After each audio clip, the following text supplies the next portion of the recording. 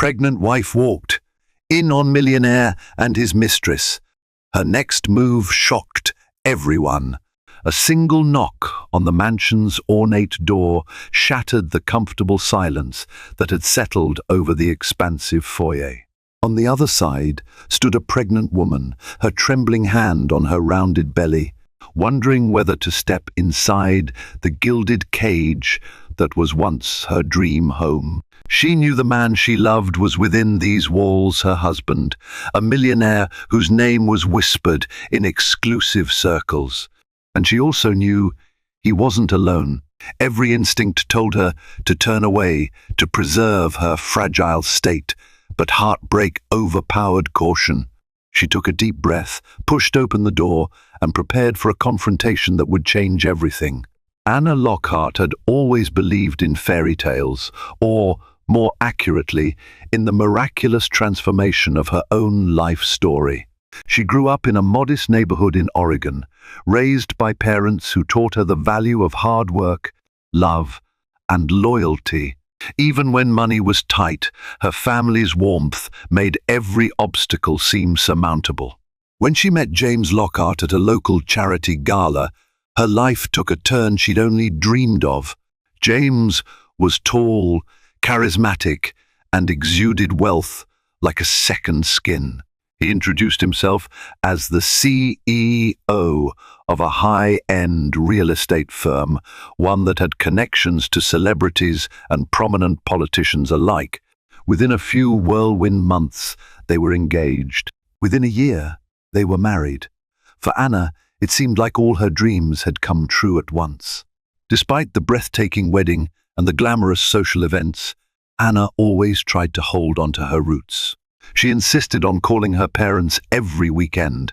She remained loyal to her childhood friends, even when they felt out of place in James's extravagant gatherings. She devoted time to philanthropic work at the local hospital, never wanting to lose her identity beneath the polished veneer of the Lockhart name. But as the months turned into years, Anna noticed subtle shifts in James. Late-night business calls, cancelled dinner dates, unexplained trips that took him to faraway resort towns without her. When she asked about it, he'd assure her everything was fine, that big deals needed handling and new opportunities kept popping up in distant places like Monaco or Lake Como. His voice was calm and persuasive, but the gnawing feeling in her gut grew stronger. The final straw came when, after discovering she was pregnant, Anna found herself alone more often than not. James should have been thrilled, showering her with attention, celebrating their upcoming addition. Instead, he seemed oddly distant, burying himself deeper in work or, as some whispered, in the arms of another woman. It was in that haze of suspicion and heartbreak that Anna decided she needed absolute proof. She heard rumors, half hints at country club luncheons, about a woman named Celeste, a name that made Anna's spine tighten.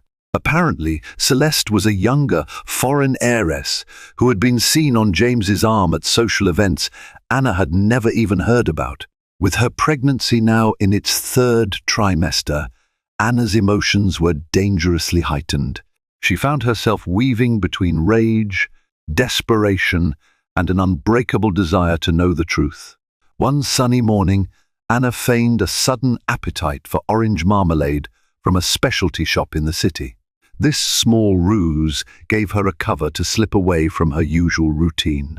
She climbed into her car, a sleek black SUV James had purchased for her safety, though she now wondered if it was more for appearances than genuine concern. She drove through congested streets until she reached one of James's newest real estate developments, a grand, modern mansion on the outskirts of town. The caretaker, recognizing her as James's wife, allowed her inside the property without question. The marble floors echoed beneath her sensible flats. Somewhere in this palatial house, Anna suspected James would be waiting, and not alone. Her heart thundered as she made her way through silent corridors. Tension pulsed with each step, a knot in her throat growing with every moment that passed. With sweaty palms, she finally located a door at the end of a hallway. It was slightly ajar, a crack wide enough to see two silhouettes inside. Anna's breath caught in her chest.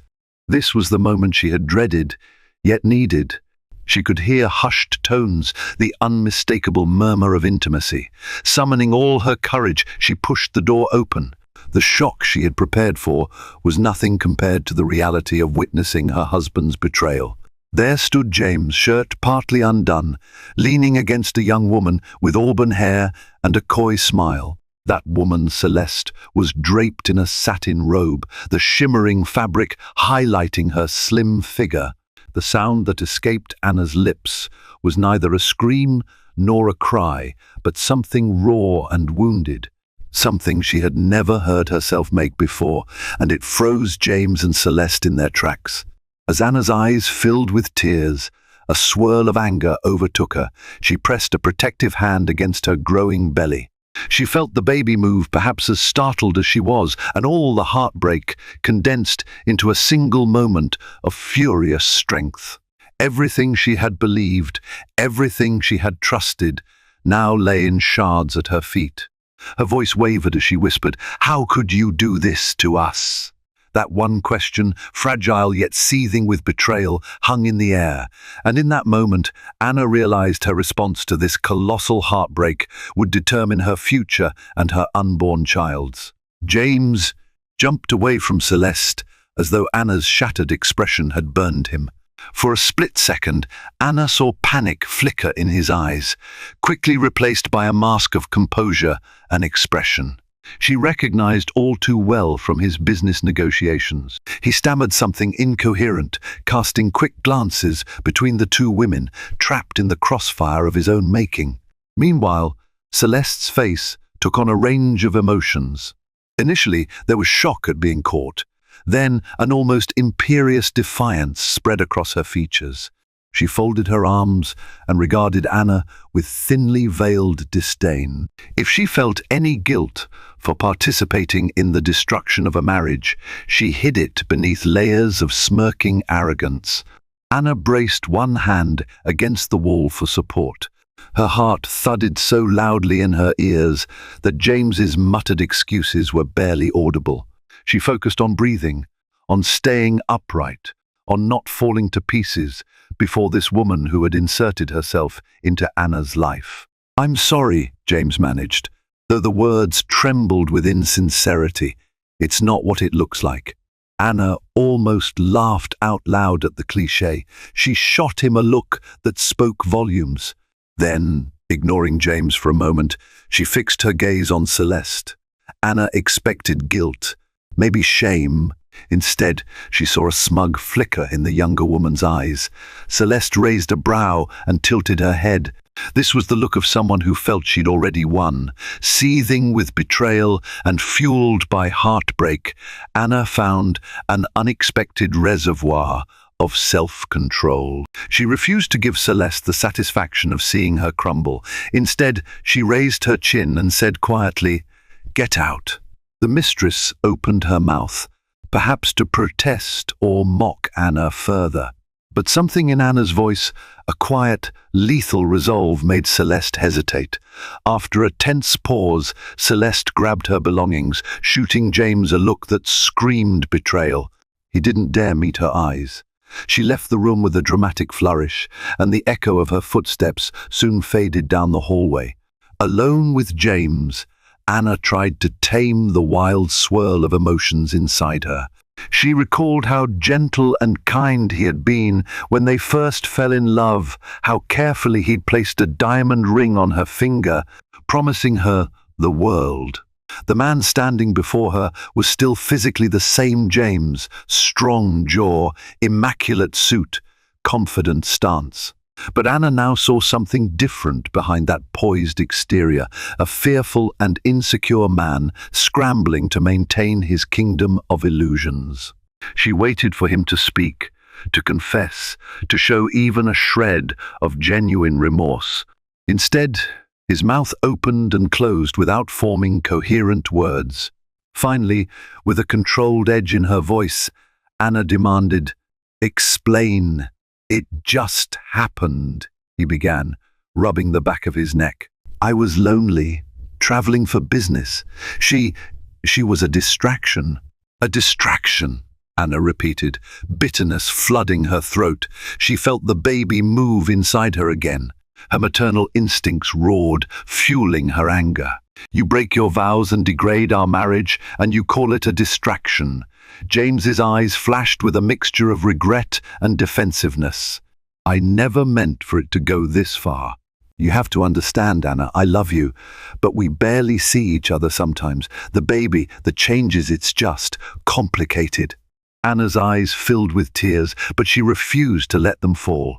She stared at him, incredulous. Complicated? You think carrying our child is complicated? You think your feelings of loneliness justify this? He looked away, his shoulders slumping. In that moment, Anna sensed that maybe, just maybe, he was ashamed. But then he straightened, something shifting in his expression. He reached out as if to touch her arm, but she shrank back. Please, let me fix this. I'll end it with her, he vowed, desperation cracking through. I want our family. I want you and the baby. I swear it won't happen again. Anna looked at him for a long moment. She wanted to believe him. She wanted to cling to the future they had planned.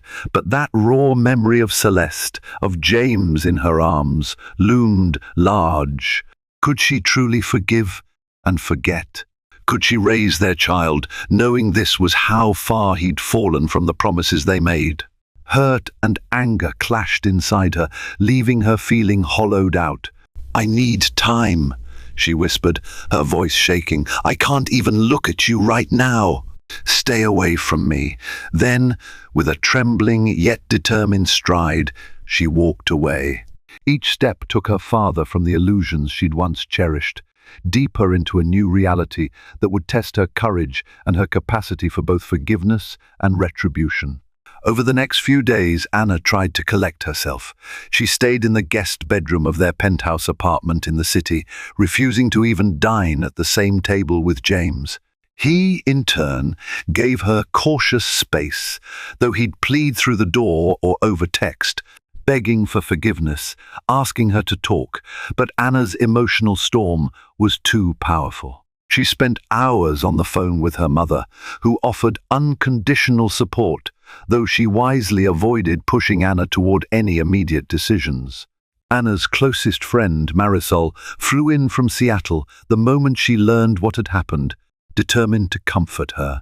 While Anna paced around the penthouse, still dazed by the betrayal, Marisol tried to coax her out to lunches, spa visits, anything to keep her from collapsing beneath the weight of her heartbreak.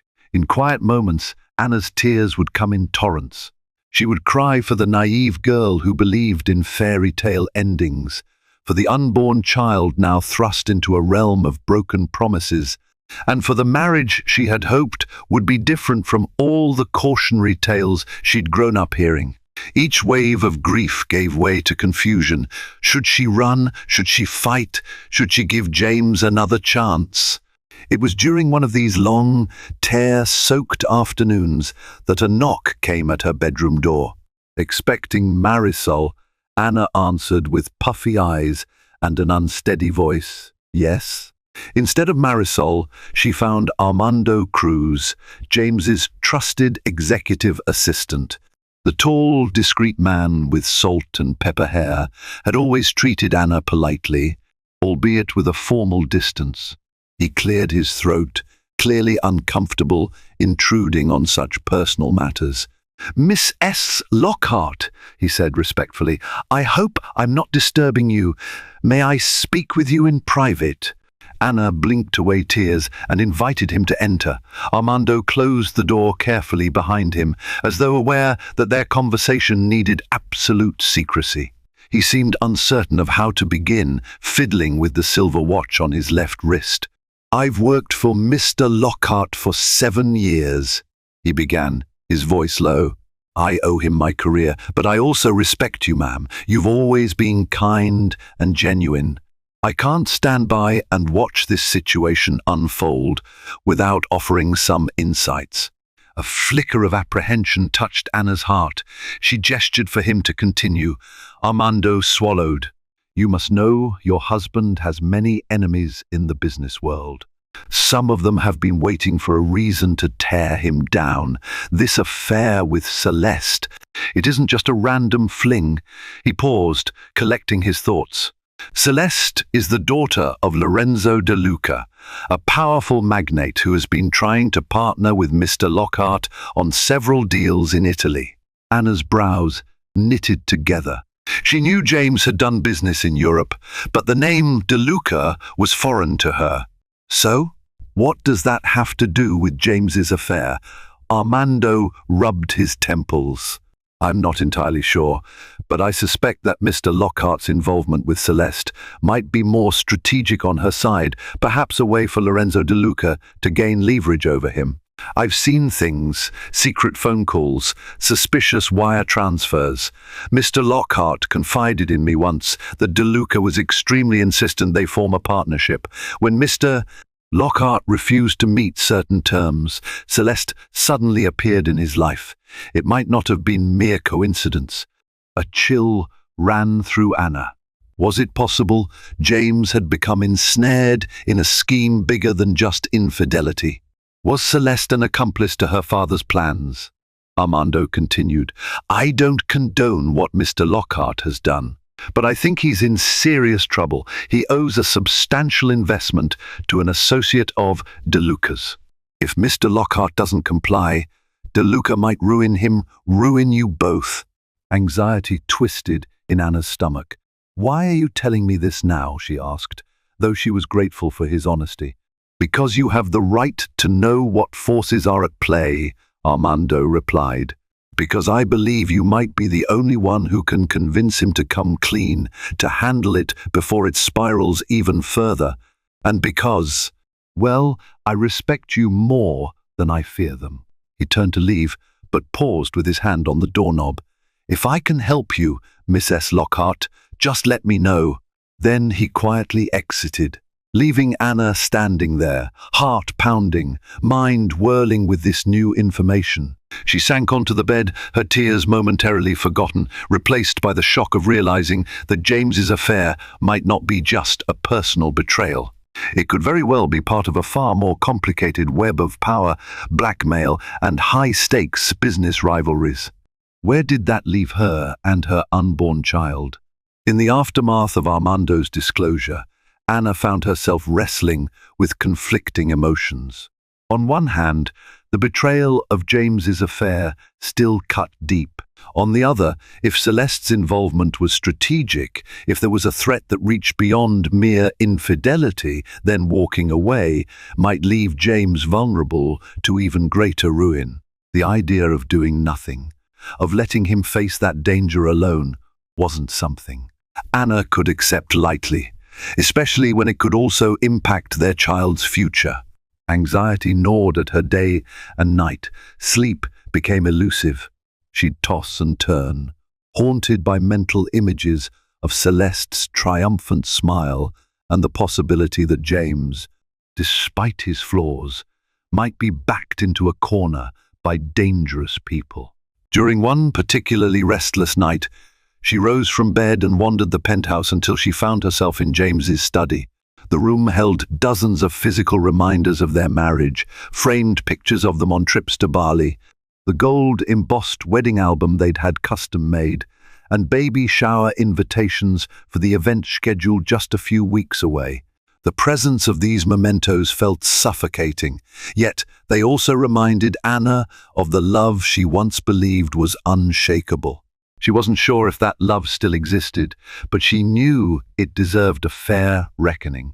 Driven by a sense of urgency, she began rifling through James's desk drawers.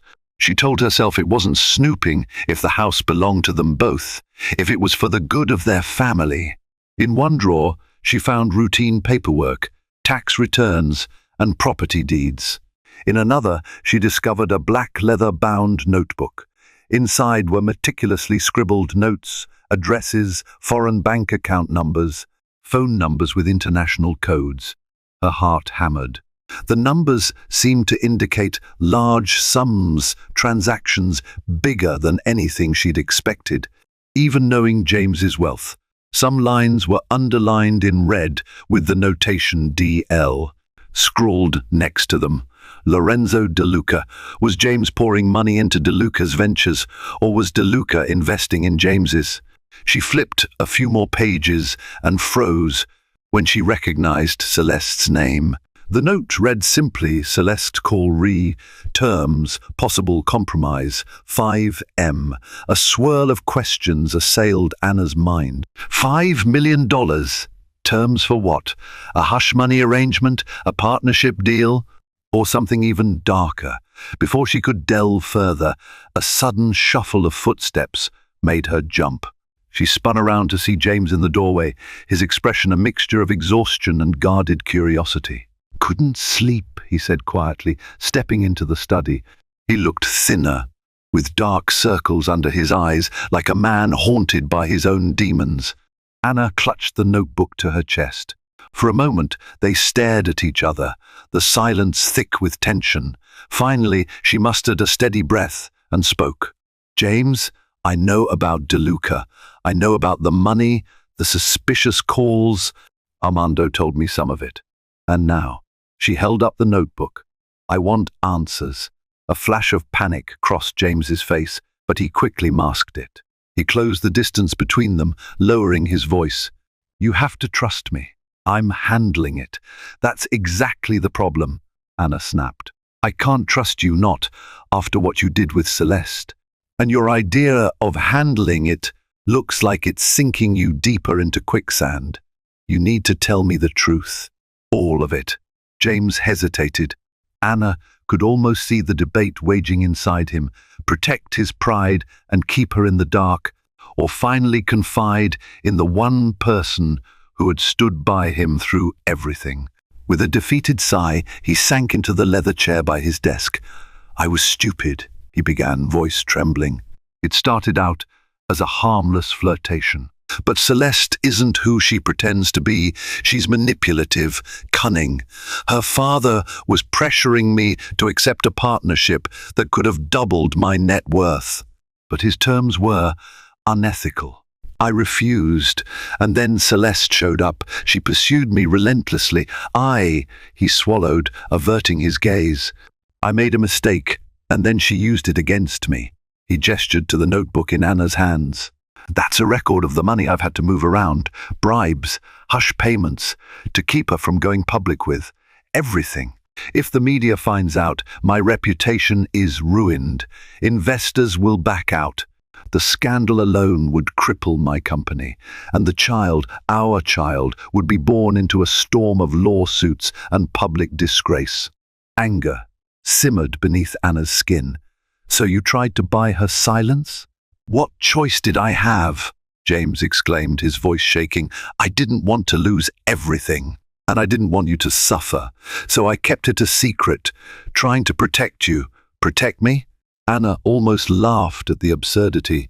"You lied to me, betrayed me, and now you're hemorrhaging money to someone who doesn't care about anything but her father's business agenda. You've dragged us both into a dangerous situation, James." He dropped his head into his hands. "I know, and I'm sorry. I've been trapped, and I've been too proud to ask for help. I knew you'd leave me if you found out." The bitterness in her throat was nearly overwhelming. "And now that I have found out, what do you expect me to do? Just stand by your side while you throw money at the problem?" James looked up, desperation in his eyes. "I don't know. I just know I can't fix this alone. I need time, a plan, a way to break free from De Luca's clutches. Maybe I can talk to my board members, find new investors, something. But it might take months. And Celeste is threatening to go public any day now." A tense silence settled over them. Anna realized she was still clutching the notebook. She thought of the baby, the life stirring inside her. She remembered how it felt to walk in on James and Celeste, the pain burning like a hot brand across her heart. And yet, she also remembered the hopes she'd had for their family, for a future that was supposed to be so bright. With a steadying exhale, Anna met his gaze. "James, I'm not saying I forgive you. I'm not saying I trust you, but I'm pregnant with your child, and that child deserves a chance at stability. If you're really sorry, if you really want to fix this, we'll do it together. But no more lies, no more half-truths. One slip, and I'm gone." Tears glistened in James's eyes, relief mingled with shame. "Thank you," he whispered. "I swear I'll earn back your trust somehow." Anna nodded, feeling the weight of the decision press on her. It wasn't forgiveness, not yet. It was a tentative alliance, forged by necessity and bound by something that, despite the betrayal, still lingered between them. She turned to leave, but paused at the door. "Celeste thinks she's untouchable," Anna said quietly. "She's underestimating me, underestimating us." That might be her biggest mistake. She left the study then, heart pounding, mind racing with strategies she never thought she'd have to employ. It was a precarious path, but for the sake of her child's future, Anna would walk it no matter how dark it became. Days turned into weeks as Anna and James put on a united front, at least in public. At lavish business dinners, they arrived arm in arm, their strained smiles convincing outsiders that everything was fine. At home, they tiptoed around each other's wounds, James trying to prove his sincerity with small gestures, Anna wrestling with the emotional aftermath of her discovery. Celeste, true to her manipulative reputation, continued her silent intimidation. Whispers circulated at high-end gatherings, rumors that something explosive was brewing. Meanwhile, Anna busied herself with meticulously going through James's financial records, looking for a crack in Celeste's armor.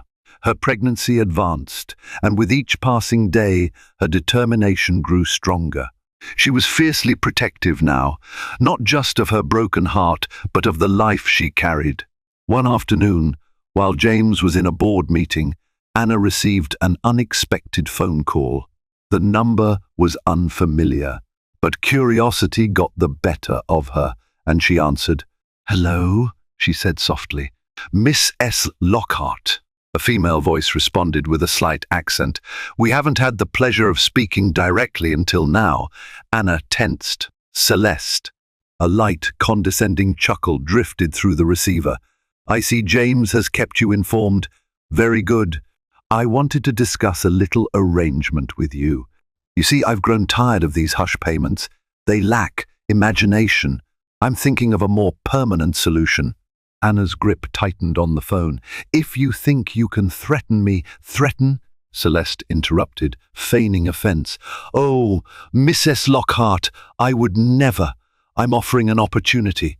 James has a property in Monaco that would serve my father's expansion nicely. We'd consider it a friendly gesture if you and James transferred ownership to us at a nominal price, of course." She paused, the silence crackling. "In return, I'll forget about that footage I have of James and me in a rather compromising position." Anna's stomach twisted in revulsion. "You're blackmailing us." "I prefer to call it a business transaction," Celeste said coolly. "Think about it. A quick transfer, a simple signature, and all of this goes away. Your child can be born in a loving, scandal-free environment. Isn't that what you want, Mrs. Lockhart?" Anna's mind raced. Monaco. The property was a luxurious condo that James occasionally rented out to wealthy clients. It was worth millions. Handing it over would be an enormous blow to James's finances. But if it ended the blackmail— "I'll speak to my husband," Anna said, her voice steady despite the turmoil inside her. "Please do. And don't take too long. Time is money, after all," Celeste purred, then ended the call. Anna sank into a chair, her heart pounding in her chest. She could almost imagine Celeste's triumphant smile. How sure she was that this would break Anna's resolve. But instead of cowering, Anna felt a spark of cunning ignite. Celeste was pushing for a property transfer.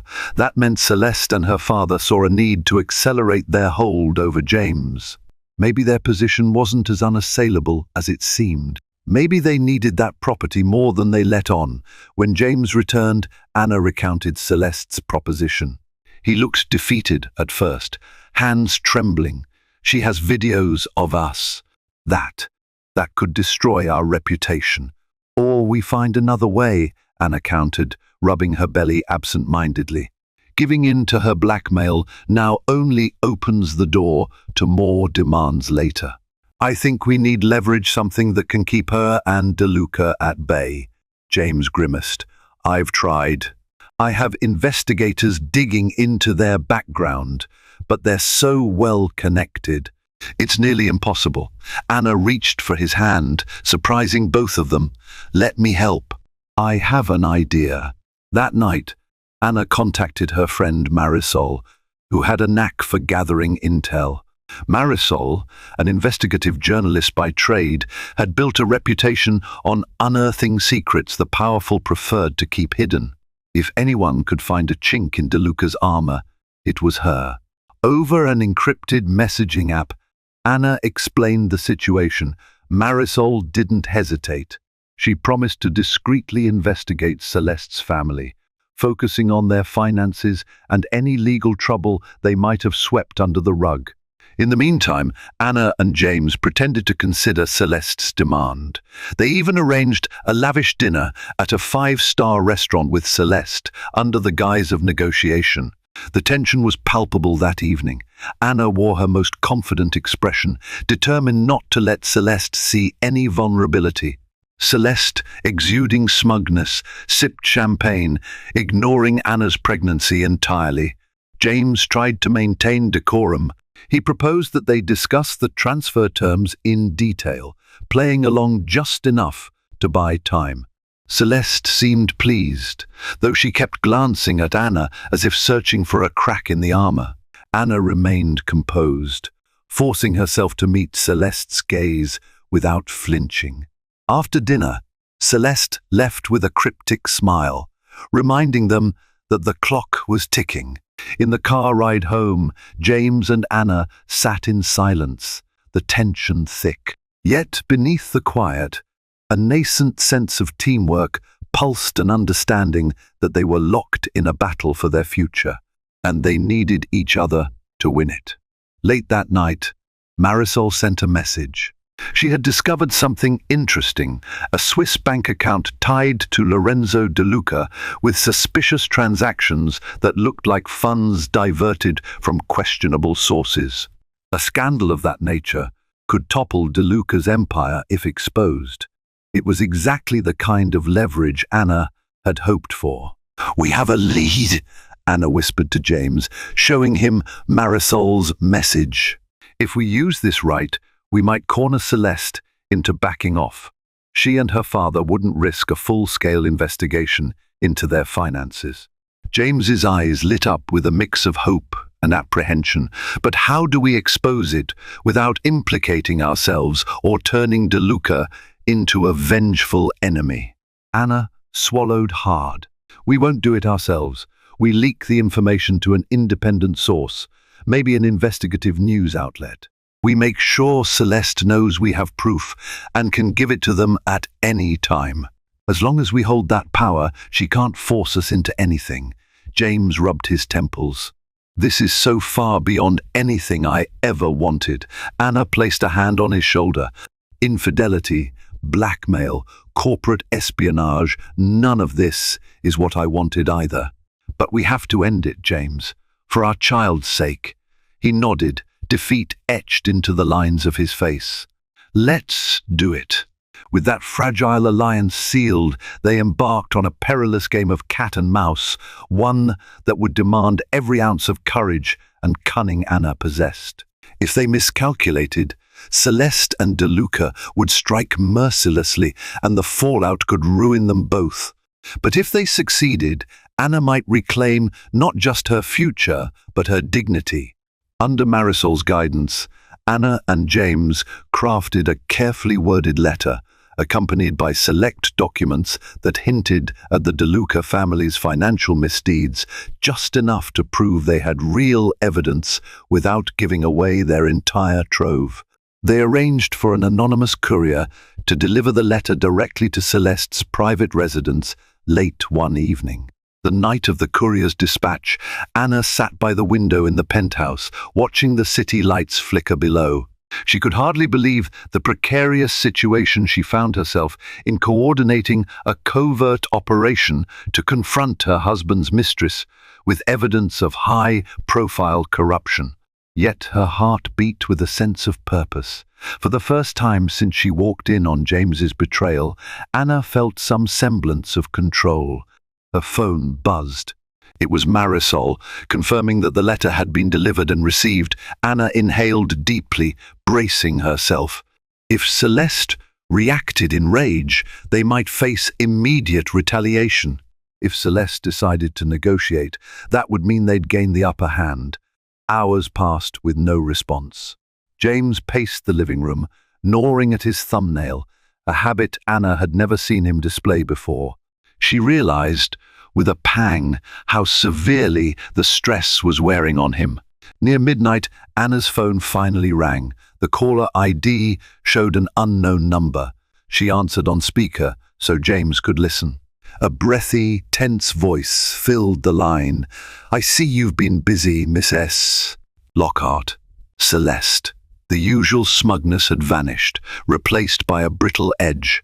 Anna summoned her steeliest tone. "Busy protecting my family." There was a short, simmering silence. "Your little package was quite a shock," Celeste finally said. "For someone so, shall we say, domesticated, you certainly have sharp claws." Anna refused to be baited. "I'm glad to hear you're impressed. Let's keep this simple, Celeste. We have evidence that can launch an investigation into your father's finances. If that happens, I doubt you'd escape scrutiny either." "You'd ruin us both," Celeste shot back, her voice pitched with anger. "I have tapes of James' things that would tarnish the Lockhart name forever." "You sure you want to escalate?" Anna felt James flinch beside her, but she stayed calm. "If you release those tapes, we'll send all the documents to the authorities, and to every major news outlet worldwide. Think about your father's empire, Celeste. Think about what he'll do if he learns you provoked the downfall of his entire operation." Celeste sucked in a sharp breath. Anna imagined the wheels turning in the mistress's mind, calculating the risks. Another tense pause. Finally, Celeste exhaled, a resigned hiss. "You've grown more formidable than I expected, Mrs. Lockhart. The first underestimated you." Anna let the silence hang, waiting for Celeste to capitulate. James's hand found hers, squeezing. She felt a slight tremor in his grip. They were both on the edge, hearts pounding, praying this gamble would work. "You want out," Celeste said, her tone flat. "No more blackmail, no property transfer, no hush payments." "Fine. I'll handle my father, but if you so much as hint at releasing that evidence, I won't hesitate to torch whatever's left of your precious marriage." Anna nodded, though Celeste couldn't see her. "Deal. You leave us alone for good, and those documents never see the light of day." Celeste gave a humorless chuckle. "Consider it done. You've won this round, Mrs. Lockhart, but watch your back. You're playing in a league far beyond your depth." The line went dead. Anna and James remained still for a long moment, letting the tension seep out of their bodies. Then they turned to each other, a wave of relief mingling with disbelief. It seemed they had, at least temporarily, neutralized Celeste's threat. But triumph was short-lived. Anna knew Celeste's parting words were more than idle bravado. The DeLucas wouldn't forget this. They might back off publicly, but covertly they could still seek revenge. And there was the looming question of how Anna and James would move forward in the wake of this crisis. Could their fractured marriage endure? For the first time in weeks, though, Anna allowed herself a sliver of hope.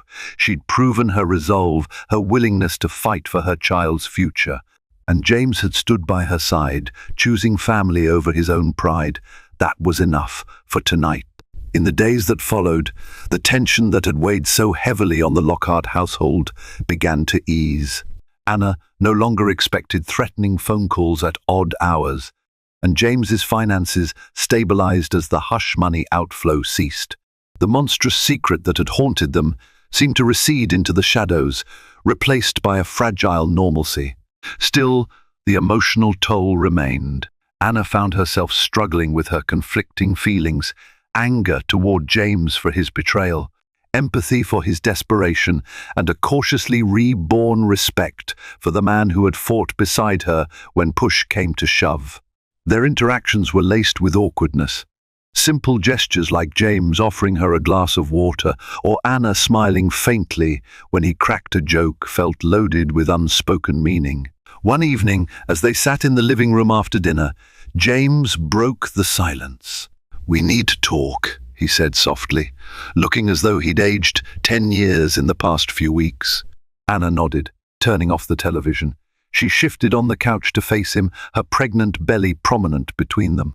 A spark of pain crossed James's face as he noticed how far along she was, how many moments of this pregnancy he had lost to his affair, and the subsequent turmoil.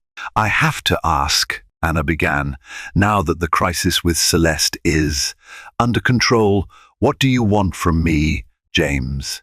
Do you actually want to be in this marriage, or did you just not want a scandal?" James inhaled, steadying himself. "I deserve that question. Truthfully, I still love you, Anna. I know it might sound hollow after everything, but I do. I never stopped. With Celeste, I was reckless, seduced by the thrill and the lies. But the thought of losing you, truly losing you, terrifies me." Anna's eyes brimmed with tears she refused to release. That might have been easier to believe a few months ago. He reached for her hand. She didn't pull away this time. "I understand that I've shattered your trust. I'm not naive enough to think words alone can fix that. But I'm willing to do whatever it takes. Marriage counseling, signing over assets to ensure you and the baby are protected. Whatever it takes to show I'm serious. I want us to be a family." Anna searched his face. She recalled the early days of their courtship, the sincerity in his eyes when he promised her the world. "It's not going to be simple," she murmured, voice quavering. "I'm still hurt, and I don't know if I can ever look at you the same way." He gently squeezed her hand. "I know. I'm asking for a chance, not immediate forgiveness. Let me earn it back, day by day." A thick silence followed, filled with regret for the past and uncertainty about the future. But beneath it, there was also a glimmer of hope, a shared understanding that they had survived something enormous. And if they could navigate the aftermath, maybe they could build a stronger foundation. Finally, Anna nodded, blinking away tears. "We'll try," she said quietly, "for our child's sake, for us. But no more secrets, no more illusions." James nodded, relief flooding his features. "Thank you, Anna." They sat there, hand in hand, an unspoken vow passing between them. The path ahead would be riddled with trials, but at least they were facing it side by side, tentatively, uncertainly, but united in purpose. Anna felt a flutter in her belly, and she wondered if the baby could sense this shift in the air, a new beginning taking shape in the wake of heartbreak. As her due date approached, Anna threw herself into final preparations for the baby. She spent hours researching cribs, strollers, and the perfect nursery decor. Yet every time she passed a mirror, she saw the shadows under her eyes, a constant reminder of the emotional burden she still carried. She couldn't ignore how dramatically her life had changed in such a short time. One afternoon she ventured to her favorite cafe for a decaffeinated latte, only to hear hushed whispers from two women at a nearby table. She caught fragments: "Mistress," "scandal," "lucky she's not divorced." The words cut deep, even as Anna pretended not to notice. The rumors had circulated more widely than she'd hoped. It was a stark reminder that even if Celeste's direct threat was neutralized, People still gossiped. Determined to reclaim her sense of self, Anna decided to confide in an unlikely source, Michelle Donovan, a well-known therapist who specialized in couples recovering from infidelity. Michelle was discreet, recommended by someone Anna trusted, and so, with a mix of trepidation and resolve, Anna scheduled a session. When she arrived at Michelle's office, a quiet, tastefully decorated space, she felt a lump in her throat. She sank into a plush chair, her swollen belly making it difficult to find a comfortable position. Michelle offered a gentle smile. "I understand you've been through a lot. What do you hope to gain from our time together?" Anna let out a shaky breath. "Clarity, mostly. I'm torn between the love and betrayal I feel. Part of me wants to believe James can change, that we can heal. Another part wants to never trust him again." Michelle nodded.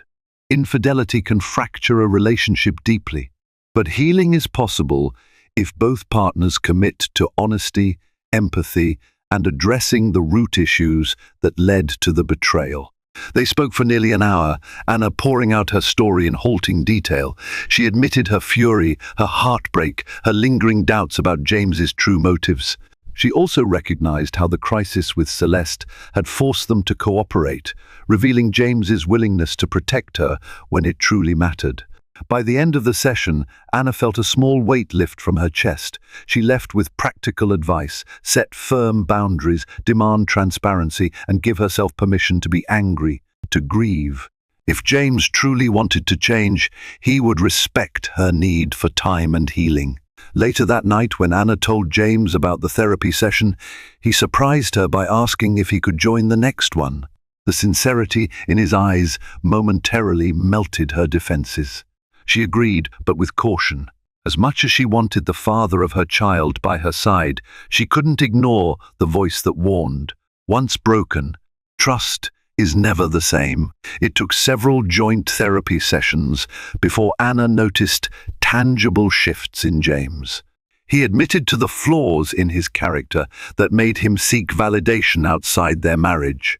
He spoke openly about the pressures he faced in his business empire, the insecurities he felt about becoming a father.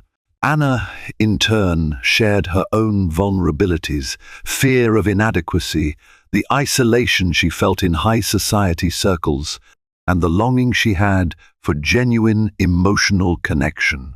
Each session was emotionally draining but also cathartic. They were forced to communicate in ways they never had before, to confront uncomfortable truths that had been simmering beneath the surface. The intangible gap between them began to slowly shrink.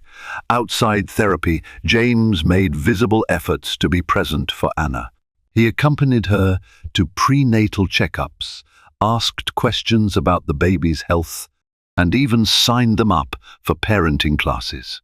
Anna still carried a kernel of distrust, but she allowed herself to acknowledge his efforts. Step by step, they built a fragile bridge over the chasm Celeste had created. Meanwhile, the spectre of Celeste and her father lurked in the background. While there were no direct threats, Anna remained vigilant. She kept in regular contact with Marisol, who monitored any public records that might hint at the De Luca family seeking revenge. So far, there was nothing. It appeared Celeste had honored their truce, likely under pressure from her father, to avoid a scandal that could expose his finances.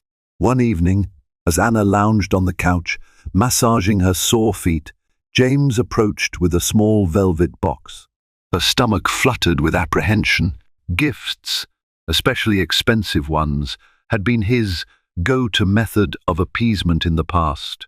She started to object, but he spoke first. "It's not jewelry," he said, opening the box to reveal a simple, hand-carved wooden figurine of a mother cradling her child. "I commissioned it from a local artisan. It reminded me of you, gentle, protective, strong." Anna felt tears gather in her eyes. She carefully took the figurine in her hands. There was no flashy diamond, no brand label, just a heartfelt token that spoke volumes. "Thank you," she whispered, touched by his thoughtfulness. James settled beside her. I'm trying, Anna. I know it'll take more than gestures like this to rebuild what I broke, but I want you to know I see you. I see the strength and love you give every day. She looked at him then, recalling all the highs and lows of their relationship. The betrayal still stung, yet in moments like this, she glimpsed the man she once fell for, the man she hoped he could be again. She reached out, gently squeezing his hand. I see you too, she said, her voice tinged with cautious warmth. I just need time. His fingers intertwined with hers. I'll give you all the time you need. And for the first time in what felt like ages, Anna allowed herself a small, genuine smile. The weeks leading up to Anna's due date were a whirlwind of final doctor visits, nursery preparations, and a renewed closeness between Anna and James. They attended their last therapy session before the baby's arrival, and Michelle gave them a parting reminder: healing is a journey, not a destination. Keep communicating, keep being vulnerable. Respect each other's pain. On a warm evening in late spring, Anna felt the first pangs of labor. Fear and excitement clashed within her. James hurried her to the hospital, his voice trembling with concern as he reassured her everything would be okay. During labor, he stayed by her side, his hand never leaving hers. There were moments when the pain threatened to overwhelm her, and she clung to his presence like a lifeline. Finally, after hours of tense anticipation, the cries of a newborn baby filled the hospital room. A flurry of emotion seized Anna as the nurse placed a tiny, squirming infant in her arms. In that instant, all the months of betrayal, blackmail, and heartbreak fell away, overshadowed by the miracle of life cradled against her chest. James's eyes shone with tears. He leaned in to kiss Anna's forehead, then peered into the face of his daughter, delicate, perfect, and wholly reliant on them. The magnitude of responsibility and love struck him like a tidal wave. He understood, in that moment, the gravity of nearly losing everything to his own failings. Anna, exhausted but blissful, marveled at the tiny fingers grasping hers. The child, a symbol of hope and new beginnings, had arrived precisely when Anna needed a reminder that life could persevere through even the darkest storms. In the months following their daughter's birth, Anna and James navigated sleepless nights, diaper changes, and the endless learning curve of first-time parenthood. It was a humbling process that stripped away their pretenses. When Anna struggled with midnight feedings, James was there with a blanket and a soft lullaby. When James felt overwhelmed by a business issue, Anna would gently place their sleeping baby in his arms, grounding him in what truly mattered.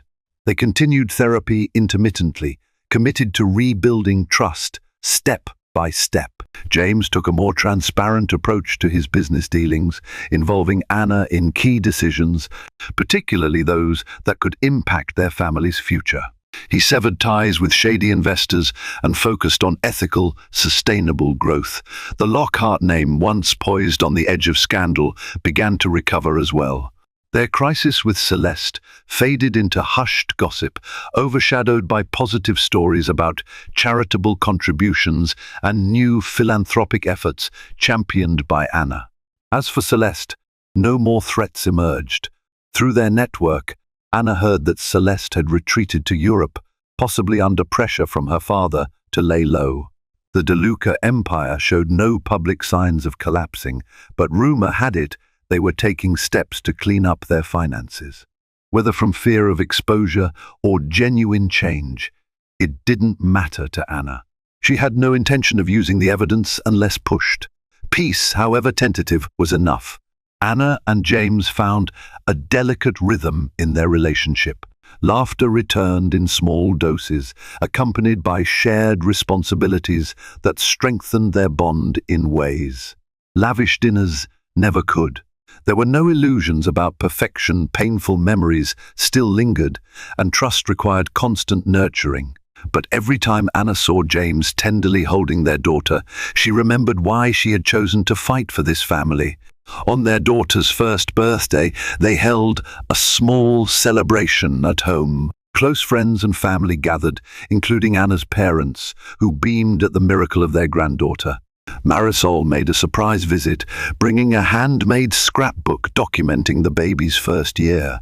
Armando, James's assistant, stopped by with a thoughtful gift, a silver rattle engraved with the baby's initials. His loyalty had remained steadfast, and Anna secretly hoped James would reward him with a well-earned promotion one day. As the adults chatted and the baby explored her pile of new toys, Anna caught James's eye across the room. He offered her a tentative, genuine smile. In that moment, the walls between them seemed to melt away. She smiled back, cradling their daughter in her arms. The hush of contentment settled over her, like the soft warmth of a summer dusk. Life, they discovered, doesn't revert to what it was before betrayal. But it can become something else, something forged from pain, tempered by resilience, and guided by hope. Anna Lockhart, once naive in her belief in fairy tale perfection, now understood the beauty and fragility of real love. It wasn't flawless or easy. It required grit, courage, and a willingness to face the darkness head-on, and in that complexity, she found a deeper sense of fulfillment than any fairy tale could ever provide. She pressed a gentle kiss to her daughter's forehead, and in that single act, affirmed the path she had taken. Through heartbreak and betrayal, blackmail and danger, she had chosen to stand firm, chosen to seek redemption rather than simple revenge. And as she gazed at James, softly rocking their little girl, Anna realized that, in all its imperfection, this was the life she wanted. A life marked by lessons learned, love reborn, and a future reclaimed against all odds.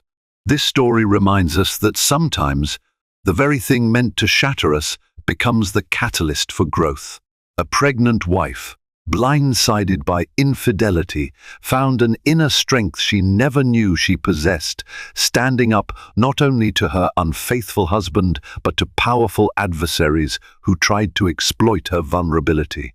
In facing betrayal, she discovered a new depth of resolve that transformed her tragedy into a defining moment for her entire family. A quiet suburb, a neatly trimmed lawn, and a secret that threatened to split one family forever. It all began on a stormy night when Mark Anderson, seemingly the perfect husband, let his alluring mistress step into his pregnant wife's bedroom and into her bed. By the time dawn broke, flashing police lights flooded the driveway, and neighbors peered through windows in disbelief. No one could imagine how a once ordinary couple fell into such chaos. But within these walls lay hidden confessions, desperate betrayals, and heart-wrenching choices that would test loyalty, break trust, and leave everyone asking, how could it ever have come to this?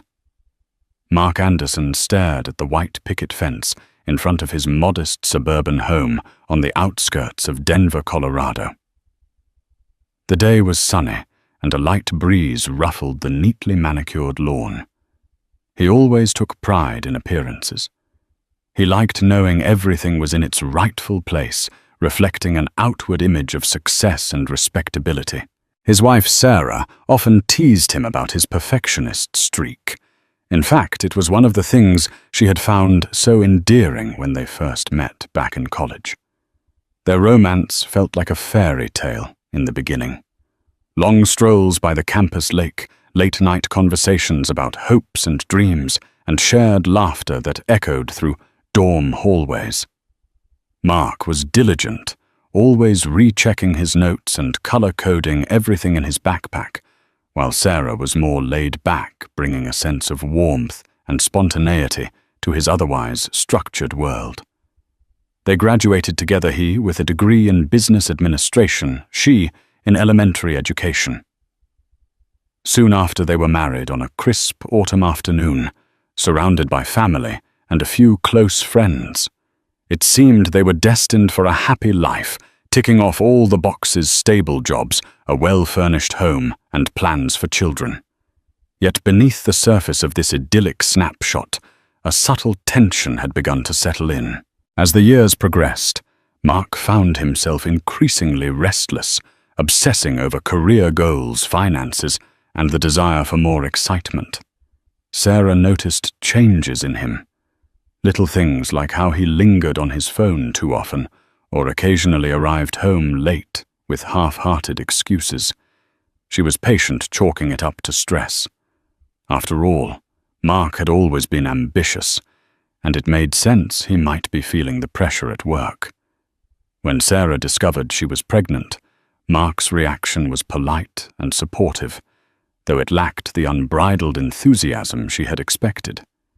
He hugged her, whispered reassuring words, but there was a distance in his eyes. Instead of celebrating, she found herself chasing him for each prenatal appointment, reminding him of the baby's progress. The more she tried to draw him in, the more he seemed to drift.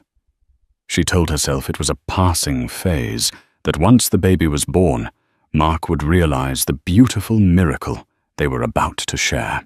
But somewhere deep inside, Sarah felt a pang of worry, a whisper that warned her not all was right. Real trouble took root one evening when Sarah's best friend, Jessica Lee, visited for dinner. Jessica, a sharp-eyed, warm-hearted woman with a knack for reading people, discreetly pulled Sarah aside after noticing Mark's odd behavior. He was jumpy, his laughter forced, and his phone never left his sight.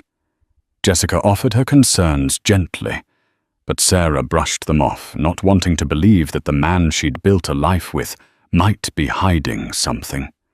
If anything, she blamed Mark's anxious state on the responsibilities piling up. But Mark was in fact drowning in secrets, ones that would threaten the very foundation of his marriage. He knew it, he felt it, yet he couldn't stop what was happening. That was the cruel irony of his situation. The very qualities that had once driven him to be the responsible, overachieving husband were now pushing him to take risks he never dreamed himself capable of. While Sarah napped early in the evenings or read baby manuals in her rocking chair, Mark was scrolling through messages that made his heart pound in anticipation.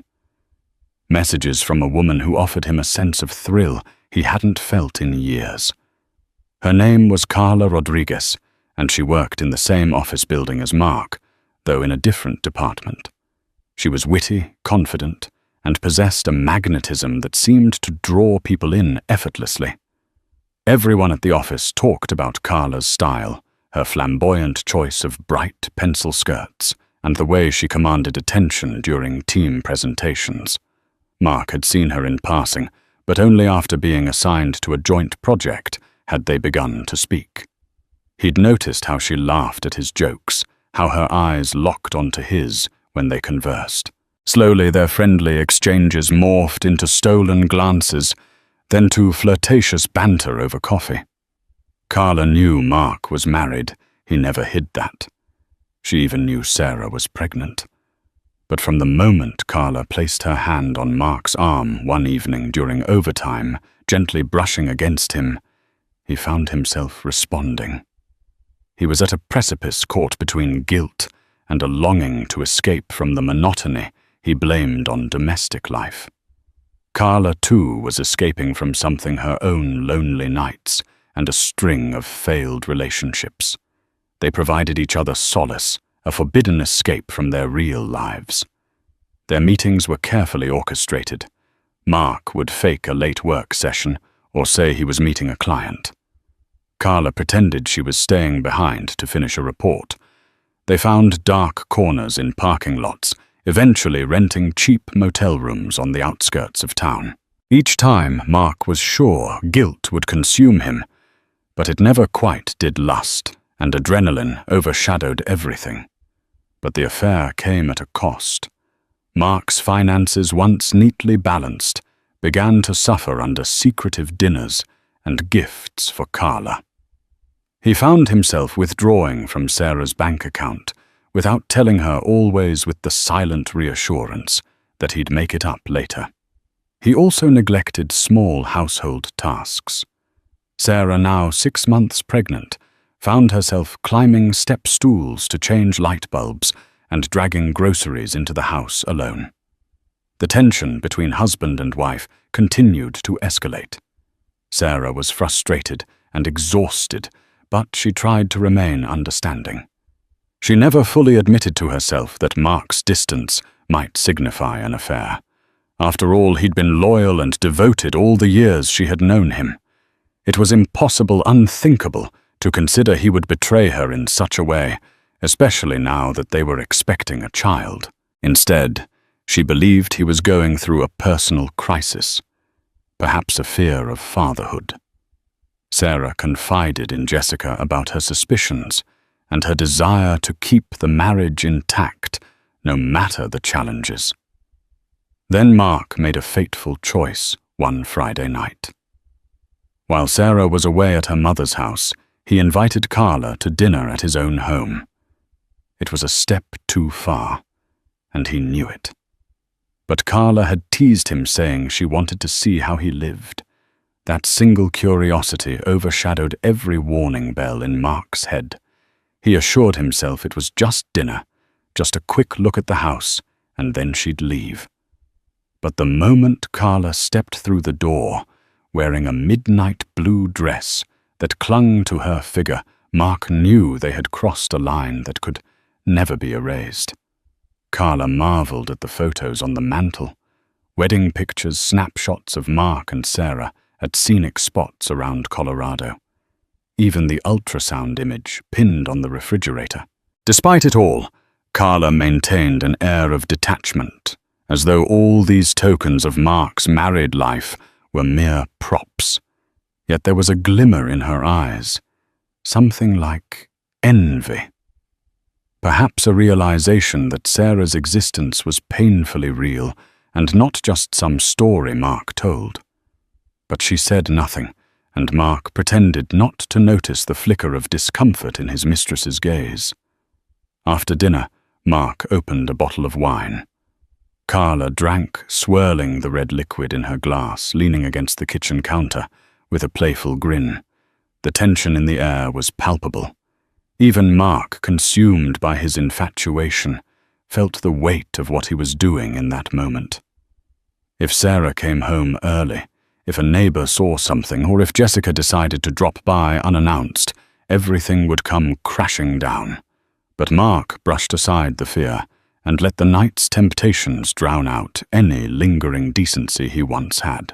By the time Carla left, it was nearly midnight, and Mark was too intoxicated to notice he'd left behind incriminating details.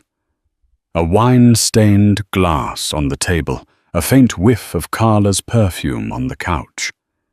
He cleaned up most of it the next morning, but not everything could be erased. Sarah returned the next day to find Mark unusually jittery. He barely met her eyes when she mentioned her overnight trip, merely offering a distracted smile and a quick peck on her forehead before returning to his laptop. Not one to pry, Sarah decided to let him be. Over the next week, though, she noticed more oddities. A grocery receipt with items she hadn't purchased, a new brand of perfume lingering in the bathroom.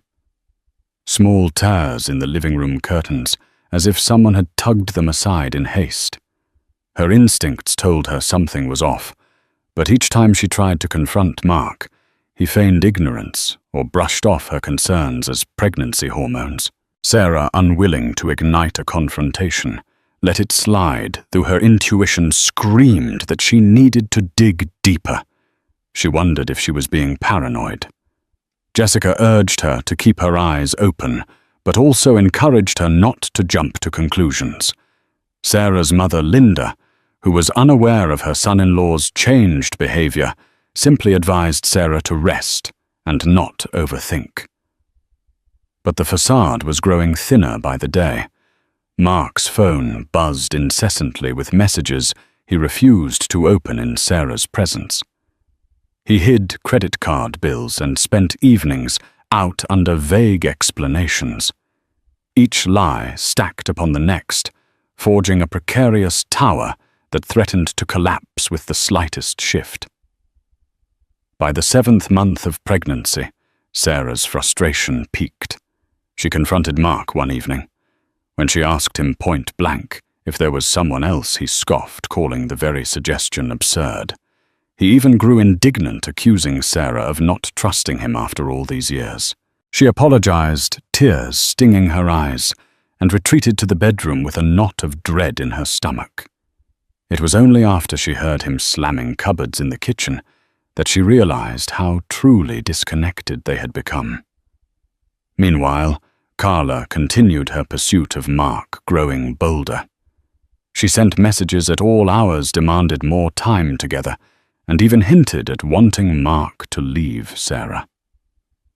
Mark, torn between his unborn child and the lust he felt for Carla, found himself buried in stress. Some part of him, however dormant, still cared for Sarah. But he couldn't break off his entanglement with Carla either. He told himself he was trapped in a scenario with no easy escape. Each day felt like stepping on thin ice, hoping it wouldn't crack. That was how things stood when Sarah planned another trip to her mother's place. Linda was having minor surgery, and Sarah wanted to help for a couple of days. Mark recognized an opportunity. He promised Sarah he would manage the house and take care of everything. In reality, he was already anticipating Carla's company. He envisioned an evening free from prying neighbors or suspicious looks. This time it felt thrillingly dangerous. He made a mental note to hide all traces properly. But Mark failed to understand the nature of secrets. They breed bigger lies, deeper guilt, and an inevitable unraveling. And that unraveling was about to accelerate much faster than even Carla anticipated. Carla arrived on a rainy evening. Mark welcomed her with a hesitant smile, but she brushed his concern aside and draped her trench coat over the chair. They shared a meal that Mark had ordered and then settled in the living room. If there was any sense of guilt, Mark buried it beneath the facade of a charming host. Carla, for her part, seemed at ease. She wandered the house, studying family photos, with a critical eye lingering especially on the ultrasound image Sarah had pinned to a corkboard in the hallway. During dinner, Carla revealed a side Mark had rarely seen, a near-obsessive curiosity about his wife's life. She asked about Sarah's routines, her profession, her due date. Mark tried to respond, vaguely uncomfortable with the direction of the conversation. Carla's eyes sparkled with a strange intensity when she heard that Sarah was in her 3rd trimester, as if calculating how to use this information for her own advantage. After dinner, Mark put away the plates and let Carla roam. She ended up in the master bedroom, admiring the pale blue walls and white curtains that Sarah had painstakingly chosen. The bed was neatly made, and a plush teddy bear, a gift from Sarah's friend Jessica, sat by the pillows. Carla ran her fingers along the comforter, a self-satisfied smirk tugging at her lips. "You're really living a double life, aren't you?" She teased, her tone somewhere between humor and contempt. A loving husband by day, a wild lover by night. Mark winced but mustered a forced grin. He closed the bedroom door behind him, as though trying to keep prying eyes away from the intimacy of this space. Standing next to Carla, he felt a wave of conflicting emotions: excitement, revulsion, guilt, and a strange relief that she was here at all. The evening unfolded slowly, each passing hour, an accumulation of unspoken tensions. Carla had carried an overnight bag with her, just in case she'd said. Mark convinced himself she would leave before midnight, but as the clock approached 1 a.m., They were still tangled in conversation and half-empty wine glasses. The rainstorm outside battered the windows, making the prospect of driving home unappealing. Carla feigned helplessness. "I can't drive in this. Let me stay over." And with that, a line was crossed. Mark hesitated. Should he set her up in the guest room?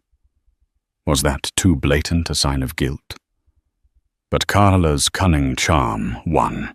She tiptoed into the master bedroom, letting the overhead light cast shadows across her silhouette. Mark, helpless to resist, followed. Outside, the storm raged on, oblivious to the tempest brewing within these walls. Thus Carla ended up sleeping in Sarah's bed.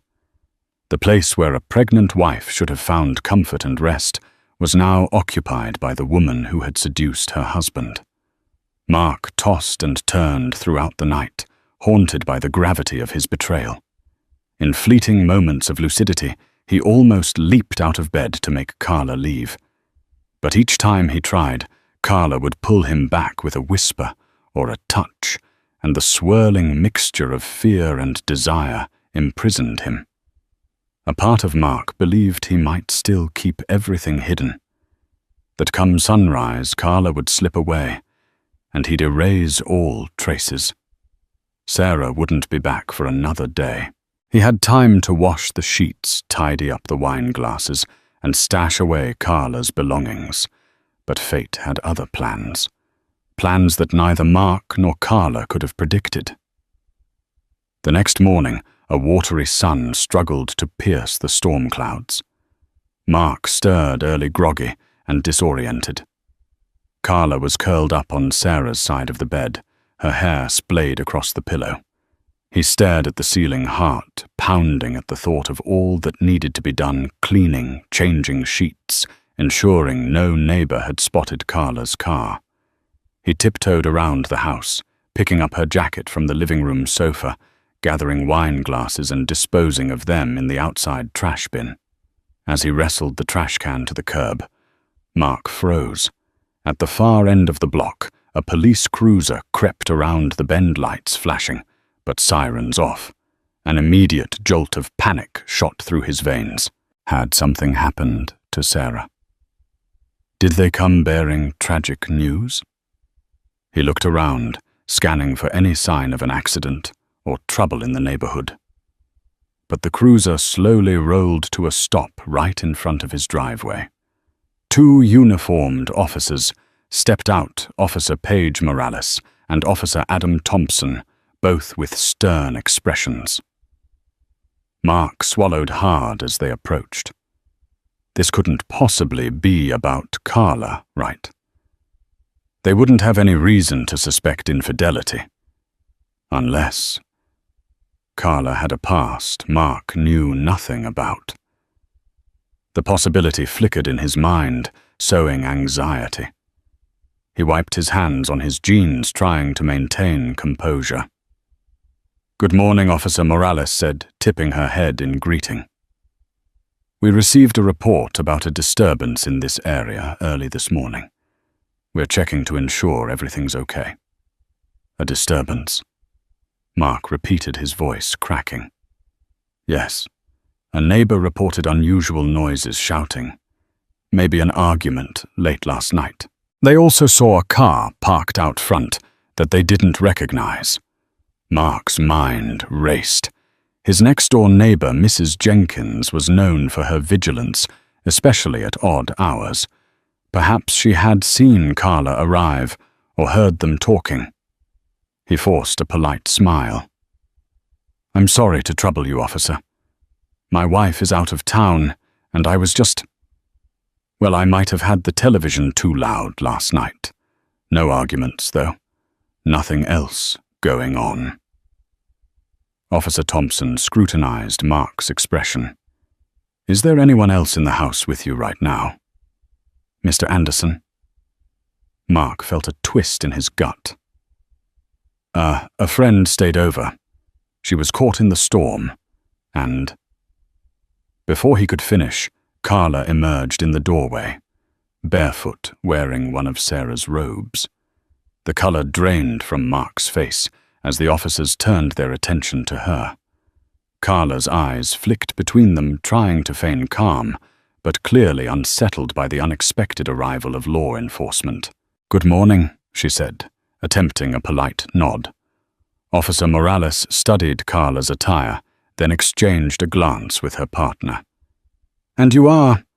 Carla's response was quick, lacking the usual confidence. "Carla Rodriguez. I'm a colleague of Mark's. He was kind enough to let me crash here because of the storm." An awkward silence followed. The officers seemed unconvinced. Mark's posture stiffened, sweat beading on his forehead. Then Officer Thompson asked if they could step inside to talk further. Mark hesitated, fearing the officers might discover remnants of the affair, but refusing entry might look suspicious. Reluctantly, he led them into the living room, where Carla perched on the edge of the couch, hands clasped in her lap. The questions continued basic inquiries about the alleged disturbance, how Carla ended up here, whether Mark's wife was aware. Each query felt like a jab at Mark's fragile house of lies. He concocted half-truths, carefully sidestepping the real nature of Carla's presence. Meanwhile, Carla remained mostly silent, occasionally offering affirmations to Mark's statements. It seemed the officers weren't entirely convinced, but they had no concrete evidence of any crime. They reminded Mark and Carla to respect neighborhood noise ordinances and to be mindful of suspicious activity. Officer Morales handed Mark her card, suggesting he call if anything came up, her eyes lingering on him, as though warning she wasn't fully buying their story. Just when Mark thought they would leave, Carla's phone rang, blasting a shrill ring through the tense atmosphere. She scrambled to silence it, but Officer Thompson motioned for her to answer. Glancing at the caller ID, Carla paled.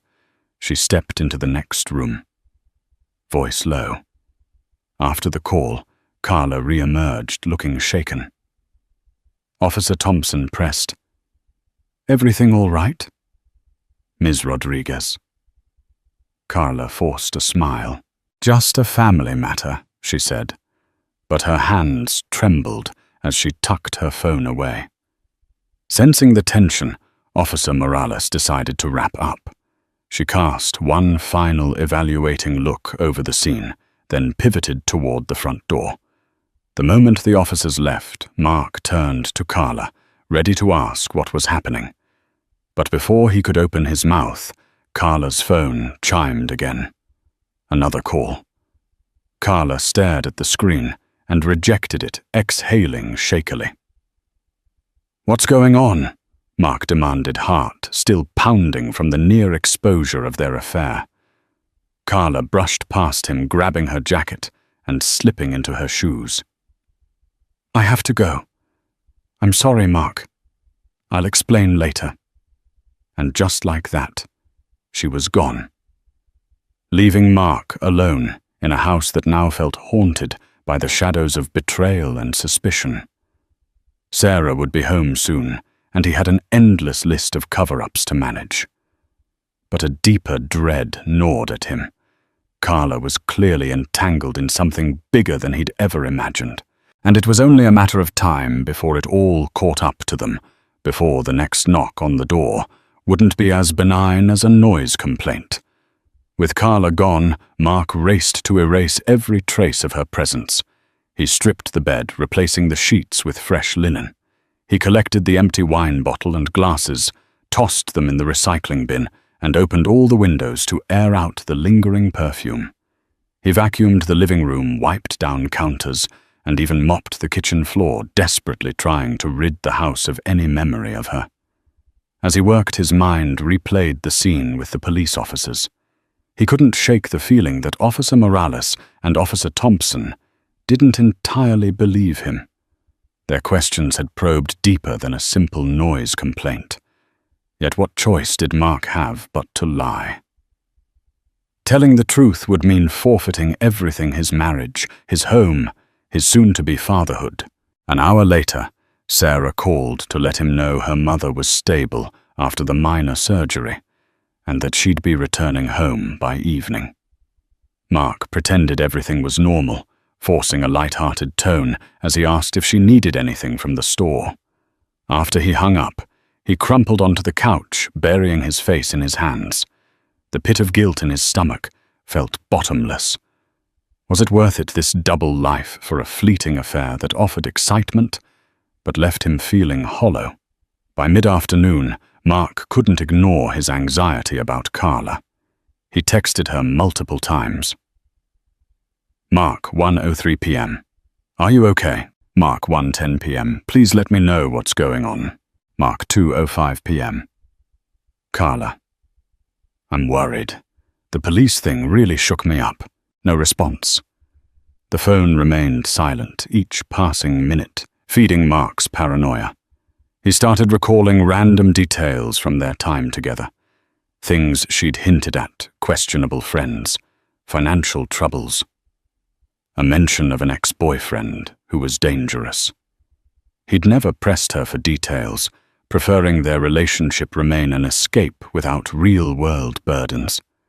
Now he regretted his willful ignorance. By 5 p.m., Mark heard the garage door open. Sarah was home. He hurriedly got up, plastering on a smile, as though he'd spent the day doing mundane chores.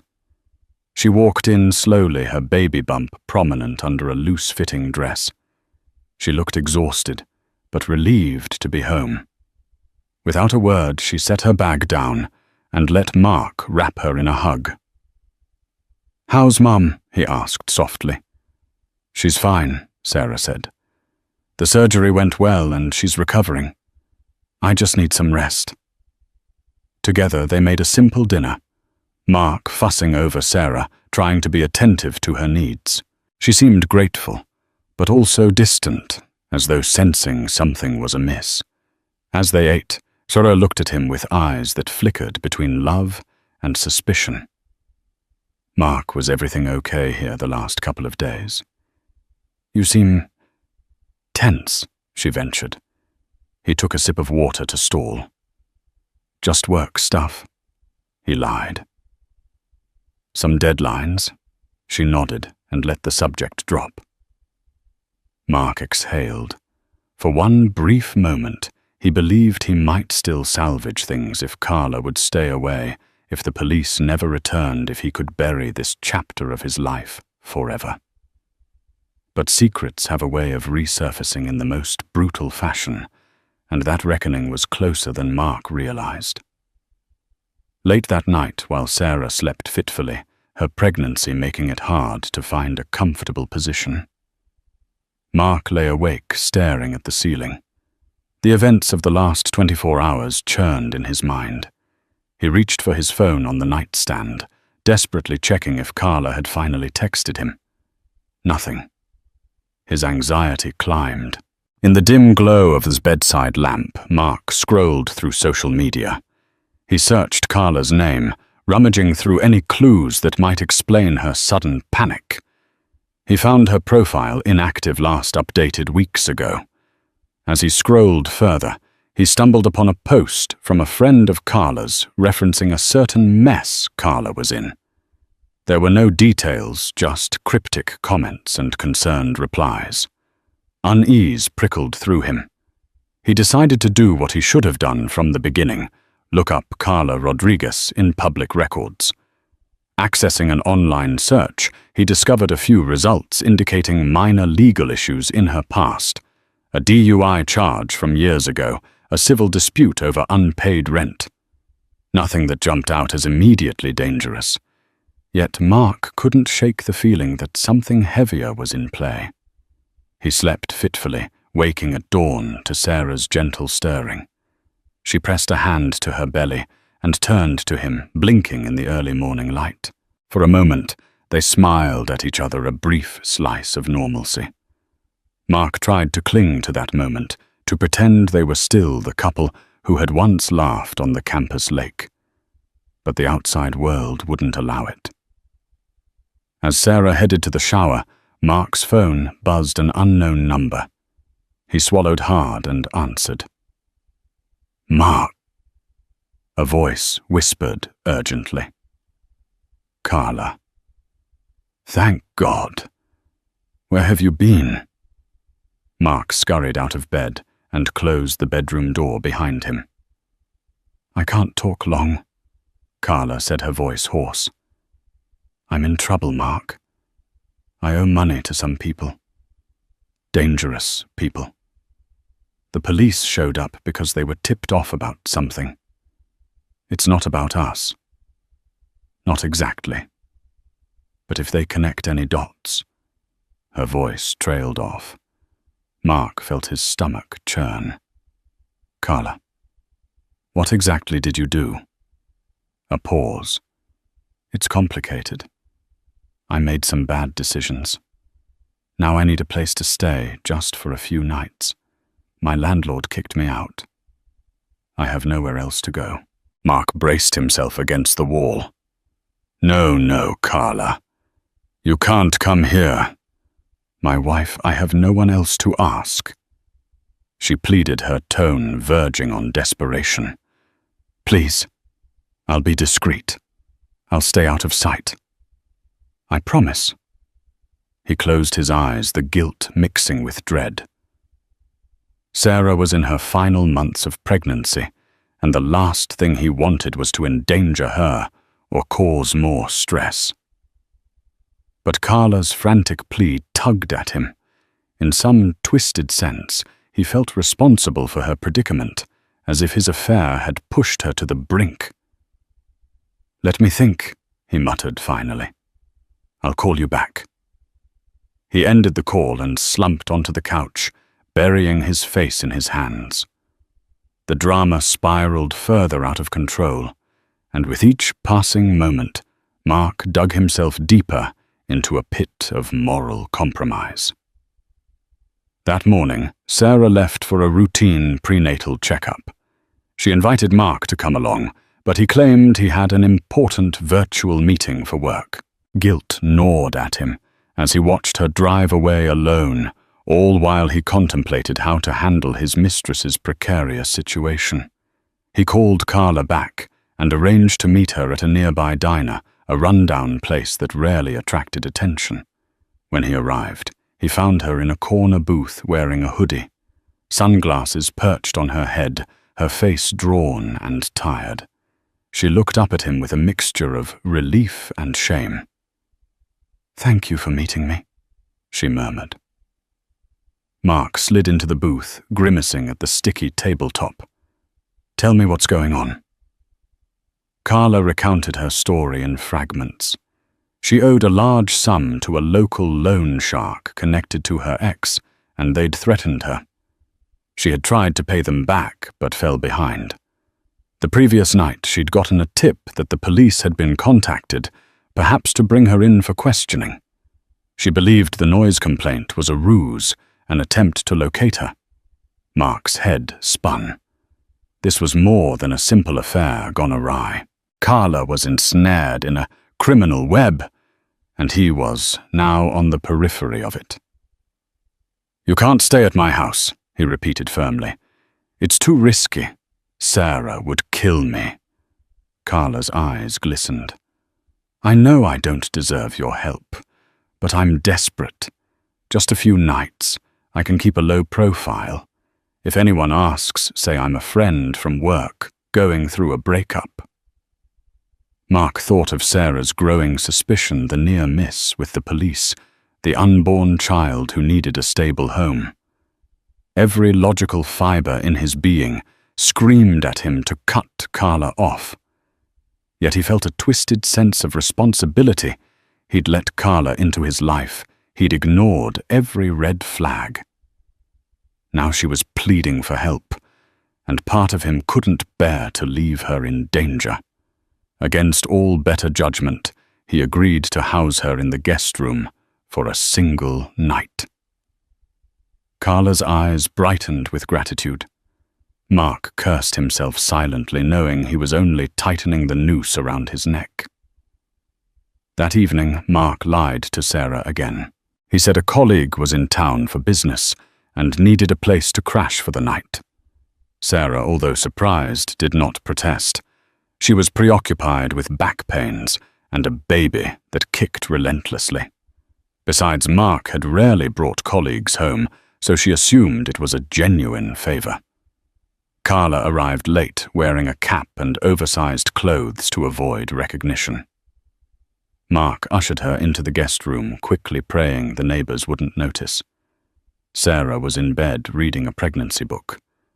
Mark told her he'd be up soon, then crept to the guest room where Carla lingered by the door. "You have to stay in here," he hissed.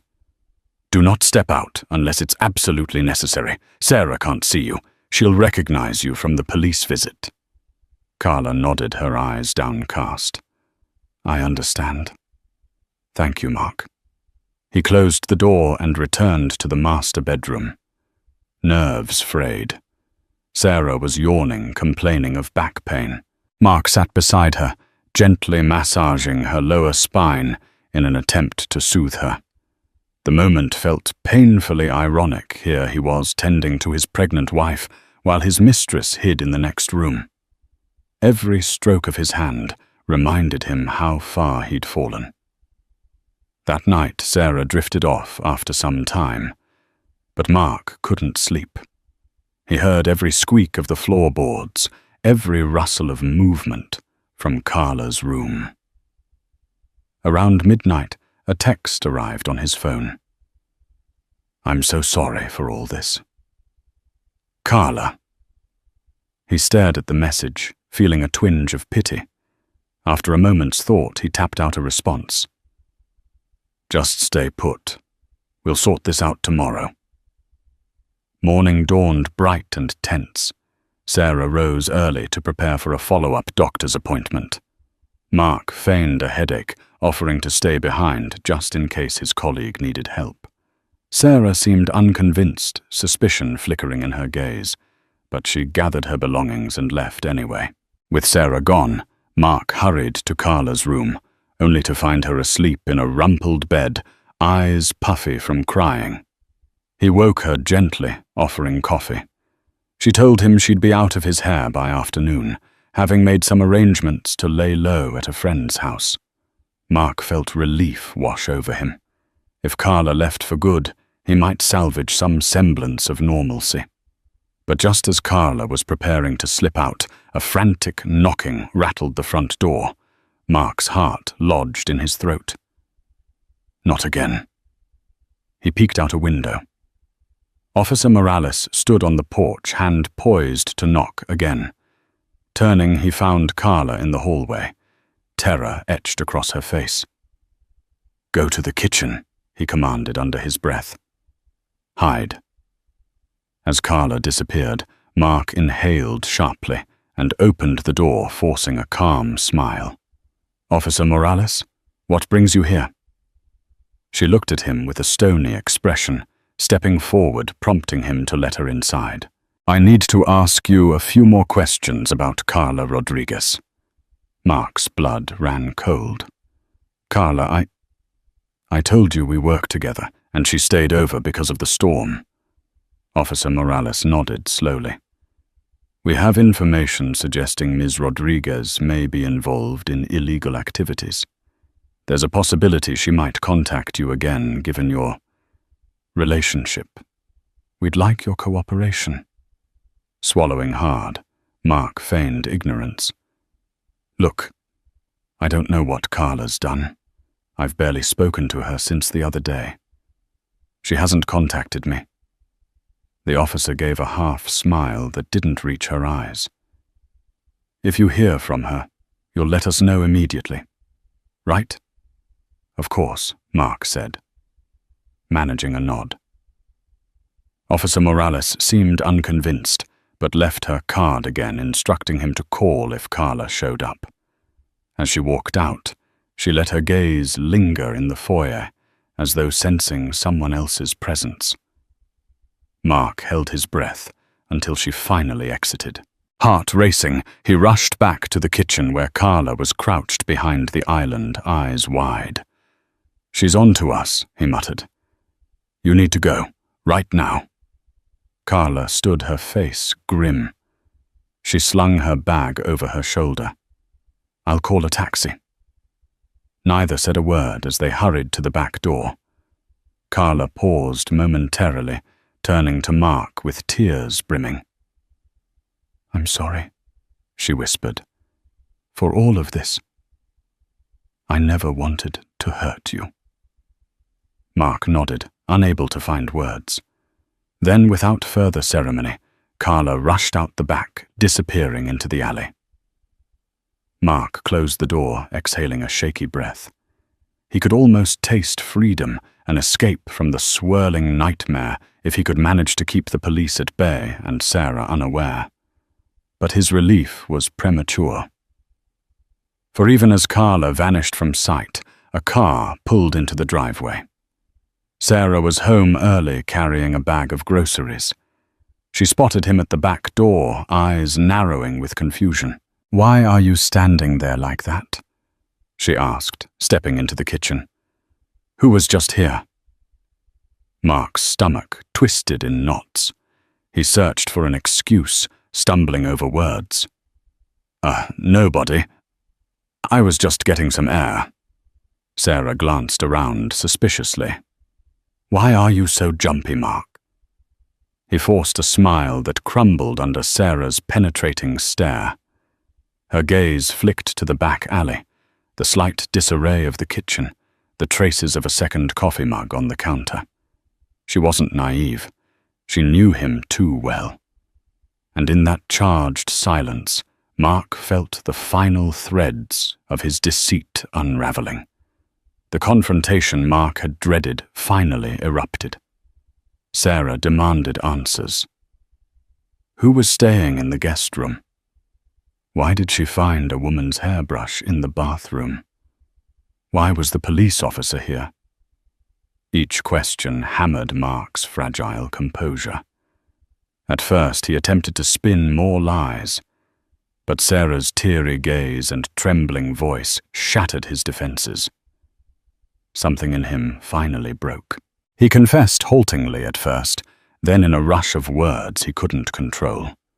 He admitted to the affair, Carla's overnight stays, the police involvement. The only part he censored was Carla's criminal entanglements. He simply told Sarah that Carla was in trouble and the police had come around to question them. Sarah, stunned into silence, gripped the countertop as if to steady herself. Her face went pale and her lips parted in disbelief. She said nothing for a long moment, then asked the question that terrified him. "Did you let her sleep? In our bed? In the bed where I've been sleeping while carrying your child?" Mark wanted to lie, but the weight of his sins was too great. He nodded, unable to meet her eyes. The noise that escaped Sarah's throat sounded like a wounded animal, a strangled cry of agony. She turned away, pressing a hand to her swollen belly as tears streamed down her cheeks. "You brought her into our home, into my bed. What kind of monster are you?" She spat, voice thick with revulsion. He reached out, but she recoiled. "Sarah, I'm sorry," he whispered, but he couldn't find words to justify the unforgivable. Without warning, Sarah's emotions surged, and she slammed her hand against the cupboard. The baby inside her kicked violently, as though sensing her turmoil. Trembling. Sarah stumbled to the living room, sinking onto the couch. Mark followed, guilt etched on his face, but she held up a hand. "Stay away," she said. Her voice choked. "I need to think. I need to understand how I married someone who could do this to me." He stood there, helpless, wanting nothing more than to console her to undo every wrong decision. But the damage was done. There was no comfort he could offer that would mend the gaping wound in her chest. It was in the midst of this tense standoff that another knock came at the door. 3 hard, distinct raps that echoed through the silent house. Mark closed his eyes, dreading what might come next. Sarah sat upright, alarmed, her tear-streaked face turning toward the tumult entrance. When Mark opened the door, Officer Morales and Officer Thompson stood there again, expressions grave. This time they weren't alone. A plain-clothes detective accompanied them, a badge clipped to his belt. Mark's heart dropped. "Mr. Anderson," the detective said, voice clipped. "May we come in?"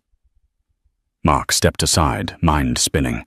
Sarah, rising from the couch, locked eyes with him, fear and betrayal mingling on her face. The detective introduced himself as Detective James Carter. "We've been investigating certain criminal activities involving Carla Rodriguez," Carter stated, flipping open a small notebook. "We have reason to believe she's been using associates, willing or otherwise, to conceal her whereabouts and possibly launder money. We have reason to believe you might have information." Mark's hands shook. I only knew she was in some sort of trouble. She said she owed money. That's all." Detective Carter nodded. "She's wanted for questioning related to fraud and conspiracy.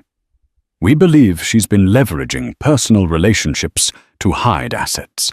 Are you aware of any large sums of money being transferred through your accounts, Mr. Anderson?" The question hit Mark like a blow to the gut.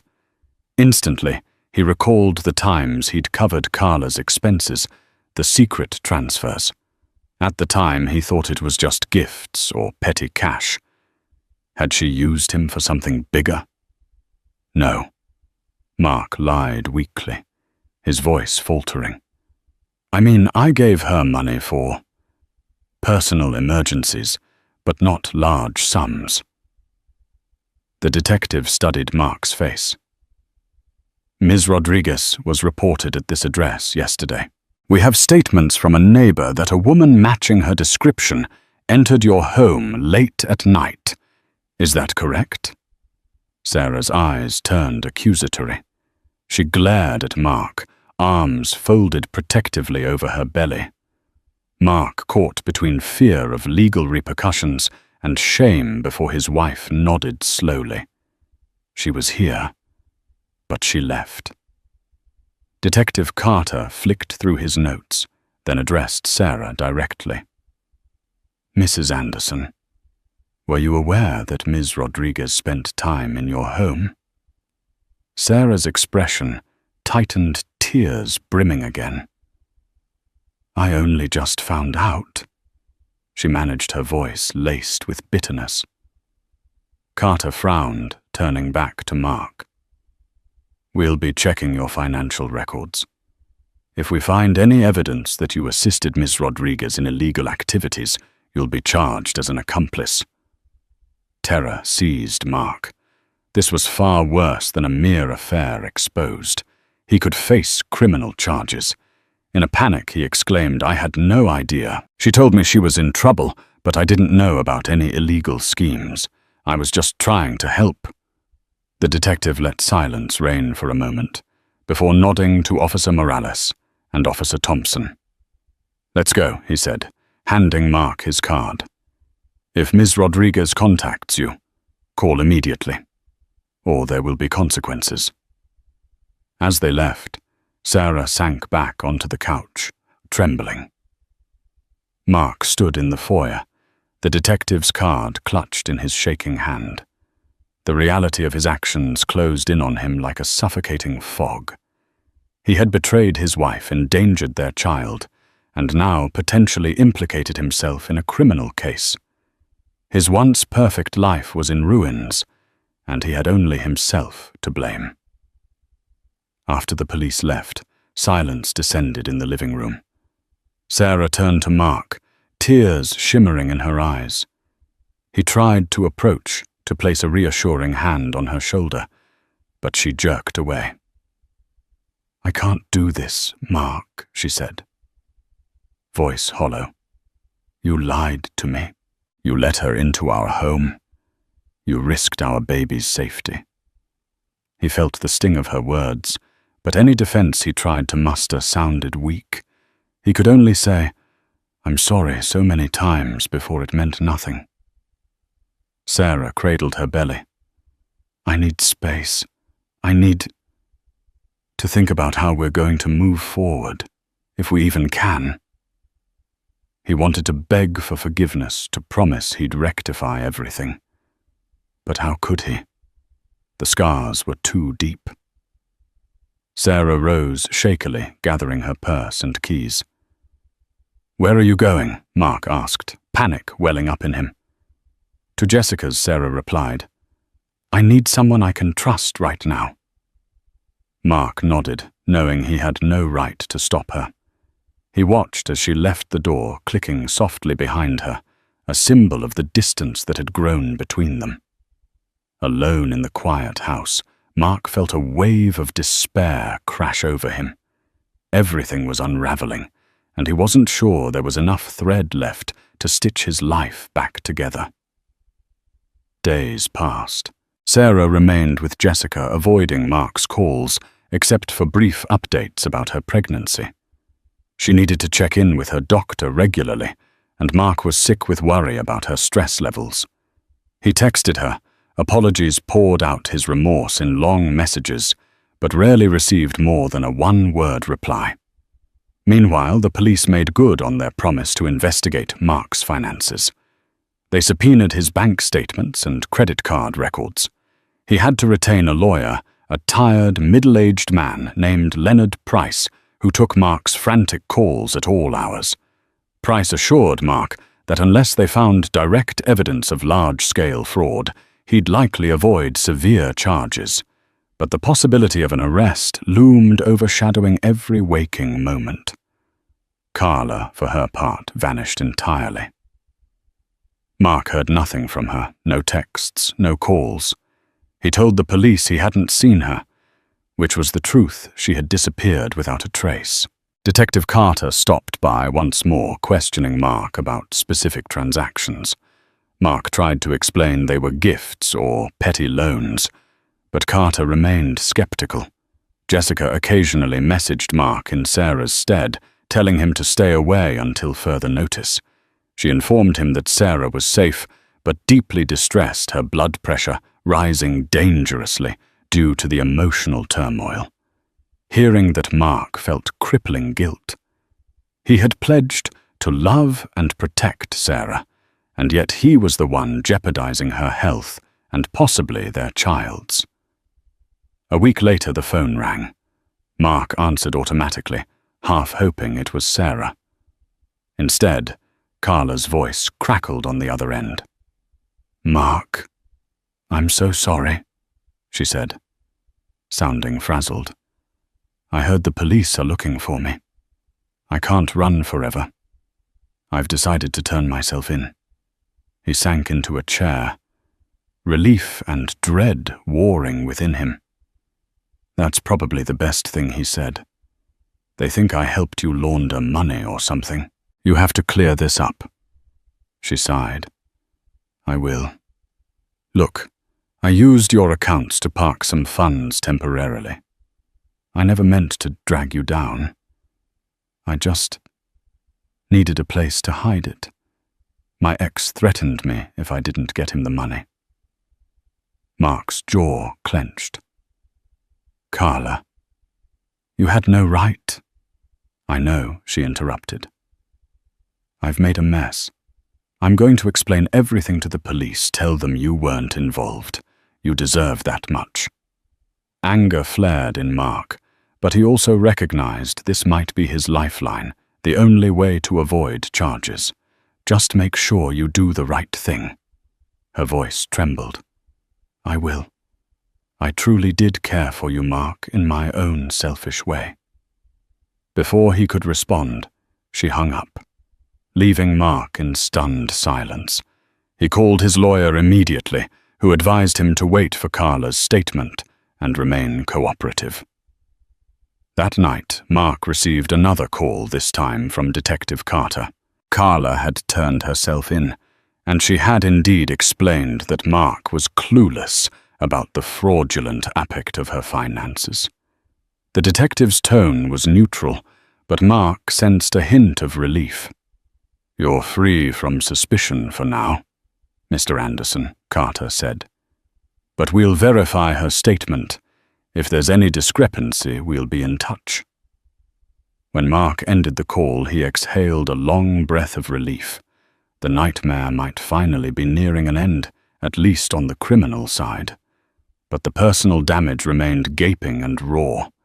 With Carla's arrest and her confession clearing Mark of wrongdoing, the legal nightmare finally eased. Now all Mark could focus on was repairing what truly mattered: his marriage. He reached out to Sarah repeatedly through messages and letters, begging for a chance to talk. After encouragement from Jessica, Sarah agreed to meet him at a quiet cafe. Mark arrived early, nervous and remorseful. When Sarah walked in, she looked tired but strong. They sat in silence for a moment before Mark spoke. "I know I can't undo what I did," he said, voice trembling. "But please let me prove I've changed." Sarah's eyes welled with tears. "You risked everything for what you let her into our home, into our bed." Mark reached for her hand, but she pulled back slightly. "I don't expect forgiveness overnight," he said. "Just the chance to be a good father, to be better." "I need time," Sarah whispered. "I have to think about what's best for the baby." Mark nodded. It wasn't a reconciliation, but it was a beginning. There was still pain between them, but there was also a door left ajar, just wide enough for the possibility of redemption. Mark moved into a small apartment, giving Sarah space while she stayed home preparing for the baby. He began therapy and parenting classes, determined to change. Jessica helped coordinate visits, and Sarah let Mark attend doctor appointments. At the ultrasound, they saw their daughter's face. Mark cried, overwhelmed. Sarah remained distant, but acknowledged his efforts. She appreciated his support, even if trust hadn't returned. Hints from Jessica suggested Sarah hadn't given up entirely. Still, the wounds ran deep. For now, they focused on the baby, unsure of what the future held, but both still holding on just a little. When Sarah went into early labor, she called Mark in panic. He rushed her to the hospital and never left her side. For 3 tense days he stayed by her bed, helping however he could. As Sarah rested, Mark silently vowed to earn back her trust. One night, she stirred and whispered, "I hate what you did, but I see you're trying." Mark held her hand gently. "I'll do whatever it takes." Her eyes softened. "We'll see." It wasn't forgiveness, but it was hope. And for Mark, that was everything. Back home, on bed rest, Sarah allowed Mark to help during the day, though he returned to his studio apartment at night. Their conversations grew more civil, focused on Emily's future. One afternoon, Sarah suggested counseling, not to save the marriage yet, but to learn how to co-parent. Mark agreed eagerly. Sessions with Dr. Christine Lee were raw and painful. Sarah voiced her heartbreak. Mark confronted his fears and guilt. It wasn't healing overnight, but it was a beginning. Each meeting chipped away at their distance, offering a small, flickering hope that maybe, just maybe, something could be rebuilt. At 9 months pregnant, Sarah went into labor. Mark was at her side through every contraction, with Jessica offering support. After hours of pain and anticipation, their daughter arrived, a healthy girl with a strong cry and a head full of dark hair. As Mark cradled Emily, Grace Anderson, tears streamed down his face. For a fleeting moment past, betrayals faded beneath the miracle of her birth. Sarah watched silently, eyes full of conflicting emotions. In that fragile peace, they shared an unspoken understanding. Mark devoted himself to fatherhood, staying up through night feedings, changing diapers, and caring for Sarah during recovery. Though still cautious, Sarah allowed him back into the home, but not her heart, not fully. The counselor advised they take things slow and focus on Emily's well-being. Carla's case concluded with her conviction. Mark was officially cleared, but the damage to his marriage endured.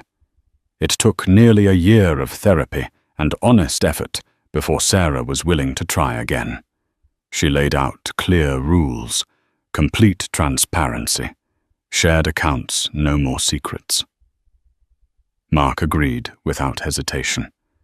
They weren't the same couple as before, but in their brokenness, they found a way forward anchored by love for their child and a hard-won trust.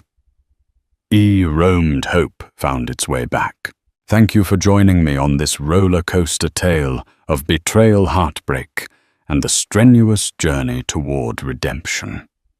Life can twist us in unexpected ways, testing bonds and pushing us to the very edge of what we believe is possible. In Mark and Sarah's story, we're reminded that no matter how dark the night becomes, there's always a chance, however slim, for forgiveness, if we're willing to face our own failings and fight to make things right. Perhaps their story resonates with you, or someone you know, urging us all to recognize the fragility of trust and the power of second chances.